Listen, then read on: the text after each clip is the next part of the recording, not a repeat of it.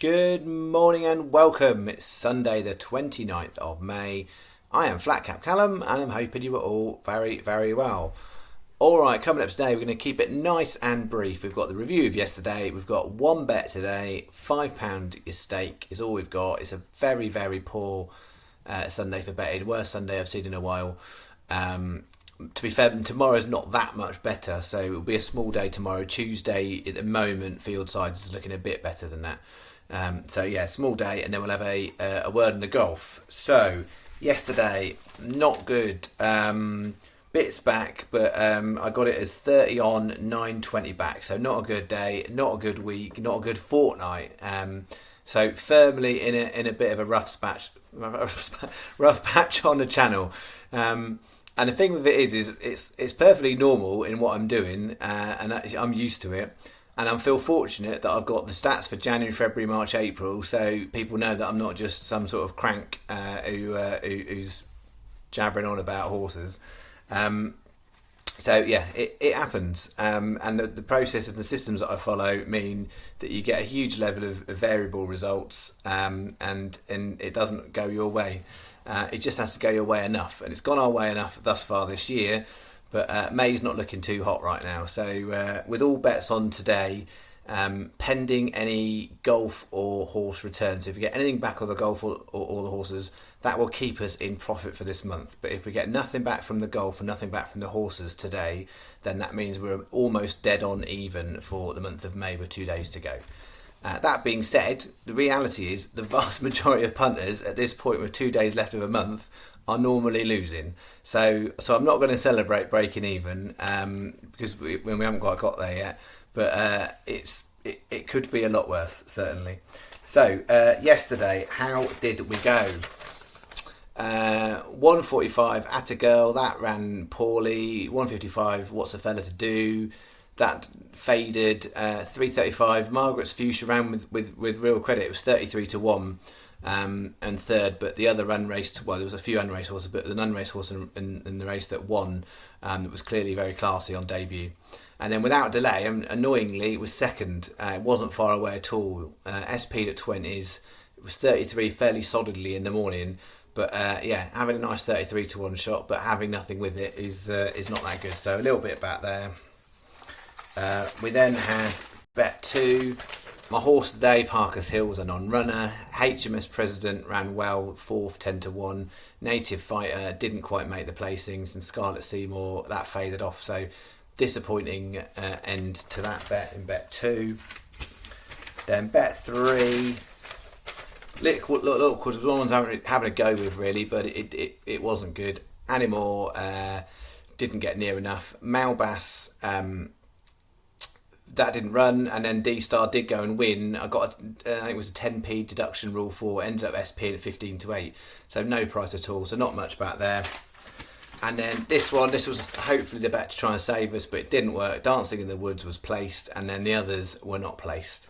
So as I said, 30 on, 920 back. The thing I did get right yesterday is I did spend a lot of time talking about Cartmel, James Moffat and Charlotte Jones, and they had 4 horses yesterday where Charlotte ran for James, and the one I had on the channel got turned over. The other 3 all won, so well done to Tom. He based on what I said, put on the James Moffat Charlotte Jones bet, and Julie got a nice profit. Unfortunately, that's not a bet I put on the channel, so nobody else necessarily benefit unless they're going to tell me that.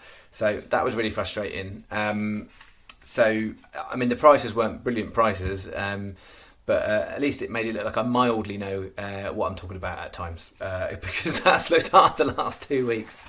I appreciate it's a painful watch sometimes, it's not been a fun week. So we need 3 winners out of 3 for today, folks. That's what we're looking at. They're not big prices, but that is what I've got today. And I did and I was like, I could easily do no bet, and I was like, no, these 3 are worth a go in a bet together. So this is what we've got. So to turn our month around, it's on these. And the important thing is it's relative stake. So it's a £5. It's the minimum stake I'm going to do on a bet on the channel is a £5 stake. if you are finding yourself in a bit of a hole, this is not the bet to go and lump a load of money on and get back out of it. But we'll see how it does today for us. We've got 239 Fontwell, Morgenstern 7-2. And then we've got 322 Kelso, Ingleby Hollow 4-1, which we backed last time and it placed at a really nice price for us in the Swinton. And then the 516 Uttoxeter peaked too soon 17-2. So I've done it as 3 cross 80p win singles, 3 cross 50p win doubles, and a 55p each way treble. So for those regular viewers, it isn't a Trixie, but it isn't an each way bet either. It's a bit of a halfway in between. Both these two are smaller fields, and so they are paying quarter the odds. So it was worth doing the treble to kind of cover the bet, because if all three of them were to come second or peak too soon was third, then you would make your money back if that was the case. So it was worth just putting a little bit of money, spreading it that way, rather than doing it as a win Trixie. So that is it. That's the bet for today. As I said, tomorrow it's a bit better, but not much better. I don't think there's going to be that much on. When I say better, I mean in terms of likely opportunities. I don't necessarily mean the horses I find. Clearly today on these ones, they're not mega prices, but if we get 3 winners miraculously, then that's going to look really good. 2 winners, it'll be a really nice profitable day. 1 winner, and we get a little bit of return. So that is that.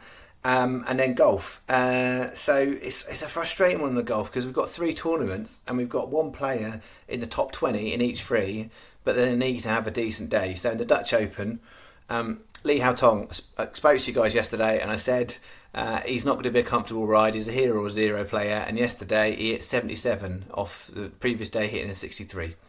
So it depends. Today he's birdied the first, so maybe Lee Hao Tong's having a hero day. We'll see. He's still close enough that he could get a place. I mean, he's only 5 shots away from winning. So if he has another Friday day, he could chuck himself right in the mix. But equally, like yesterday, he can implode. So he's our one, obviously, because he's the only single bet we took there. Senior PGA Championship, Montgomery had a solid round, so he's close enough that he could get placed. And then in a Charles Schwab, Kevin Na's the closest. He's tied 17th, 4 under. Grillo's 2 under, but he's in contention if you did do the lucky 15. Unfortunately, Aaron Rye had a mare yesterday, so the pattern bet is pretty much sunk, I think. Albeit there is 4 Englishmen that made the cut, and he needs to go top 2. So I think that's pretty much there. So I think the main thing really to look at is Lee Hao Tong, Montgomery, and Na. They're the most likely 3 for single bets. Okay, that is what I've got. If you've had a bit of enough of the horse racing, today's definitely the day to leave it alone, and maybe even have a couple of days away from it. Because you're not going to miss a huge amount in terms of quality or field sizes. That being said, I've got a bet, and if I didn't like it, I would happily, well, not happily, but I would absolutely just go no bet today. But that's definitely worth a little go. Okay. Enjoy your Sunday. I will try and enjoy mine, and hopefully we can turn this corner soon. So we've got something a little bit more to cheer about. Thanks very much. Cheerio.